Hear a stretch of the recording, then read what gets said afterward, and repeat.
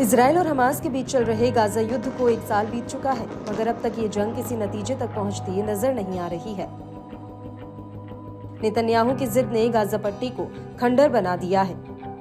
चारों ओर इमारतों का मलबा या फिर टूटी फूटी बिल्डिंगें देखने को मिल रही है। शहर की सड़कें गंदगी, मलबों और लाशों से पटी पड़ी है। गाजा में लोगों का जीवन पूरी तरह से बदहाल हो गया है। मौजूदा जंग ने गाजा पट्टी में 41,000 से ज्यादा जानें ली हैं। इनमें आधी से ज्यादा महिलाएं और बच्चे शामिल हैं। यूएन की एक रिपोर्ट में युद्ध में फंसे गाजा पर चौंकाने वाला अपडेट सामने आया है। इसमें बताया गया कि सेकेंड वर्ल्ड वॉर के बाद से दुनिया ने गाजा में विनाश जैसा कुछ नहीं देखा है। अगर युद्ध आज भी खत्म हो जाता है तो भी इजराइल की बमबारी और जमीनी हमले में तबाह हुए गाजा को फिर से पटरी पर लौटने के लिए कम से कम साल 2040 तक का समय लगेगा। पहले से ही पिछड़ेपन का शिकार गाजा अब महज पत्थरों का ढेर बनकर रह गया है, जहां से सिर्फ और सिर्फ गोलाबारी की आवाजें गूंजती सुनाई पड़ती हैं।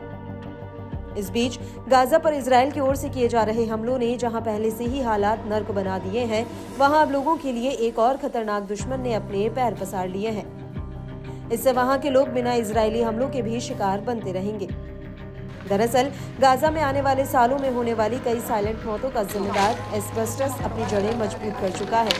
अल जजीरा की रिपोर्ट के मुताबिक पिछले 1 साल में इजरायली हमलों की वजह से एस्बेस्टस नाम का पदार्थ गाजा की हवा में घुल गया है। ये ऐसा खतरनाक जहर है जो बिना किसी हमले के ही लोगों की मौत की वजह बन सकता है। ये सांस के जरिए लोगों के शरीर में घुस रहा है, जिससे कैंसर होता है।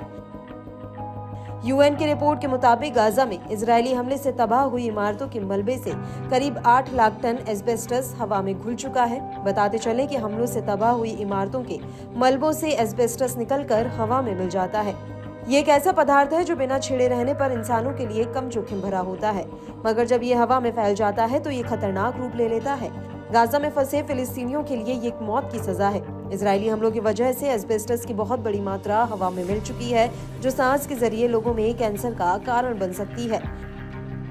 हेल्थ एक्सपर्ट्स की माने तो ये एक ऐसी त्रासदी है जो आने वाले समय में सामने आएगी। बताया जाता है कि ऐसा ही कुछ अमेरिका में हुए 9/11 हमलों के बाद भी हुआ था, जहां कई लोगों की मौत सिर्फ एस्बेस्टस की वजह से हुई थी। ऐसे में इजराइल ने अपने हमलों से गाजा को कई दशक पीछे धकेल दिया है, जहां नजर दौड़ाते वक्त सिर्फ तबाही, मौत और विनाश ही देखने को मिलता है। Everyone.